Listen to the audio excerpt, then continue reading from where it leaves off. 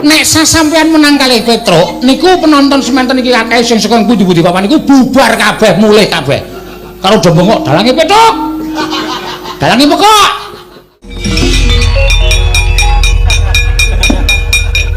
kaget aku menungso kaya kowe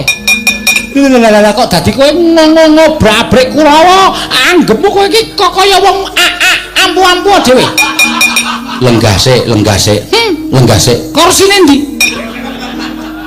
ora usah nganggo kursi jumeneng sik kula tak omong kleru nggonmu omong tutuk gundulmu pecah dadi papat kowe sampeyan mriki ajeng napa lho nglabrak dapurmu nglabrak kula heeh sampeyan sih seneng wayangan mboten isih nek isih seneng wayangan bali lho sebabe niki nek nganti piyai sing nonton iso akeh pancen niki nek kowe nglabrak kula niku wong nonton kabeh do surak kabeh jualange Petruk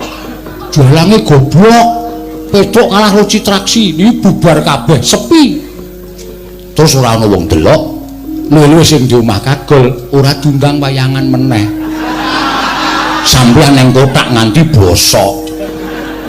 niku nek menang sampeyan nek menang kula jelas niku do sorak-sorak do keplok-keplok sampeyan diajar kok sesuk diundang meneh mergo gayeng wo ngono ya dadi nenek aku ngajar kowe piyai semene iki mesti do gelo kabeh do bali kabeh ingone ra ono sing mangan sing di omah tuna lho turah akeh ora ono sing mangan ming bosok mergo Citraksi menang nek Citraksi kalah piyai semene iki do seneng jualange dialem-alem sing di omah ya puas sesuk taun ngarep nek ewuh nanggap meneh betul nenek ngono aku cocok karo kowe. Ha.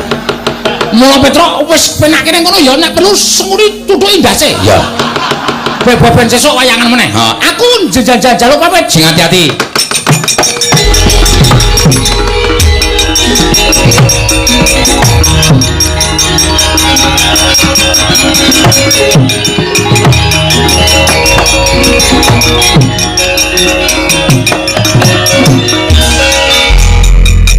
Kok kaya ora weruh liting tlebu kaya ora weruh gelut kok wis mulih pun kok mulih pelajarane wis rampung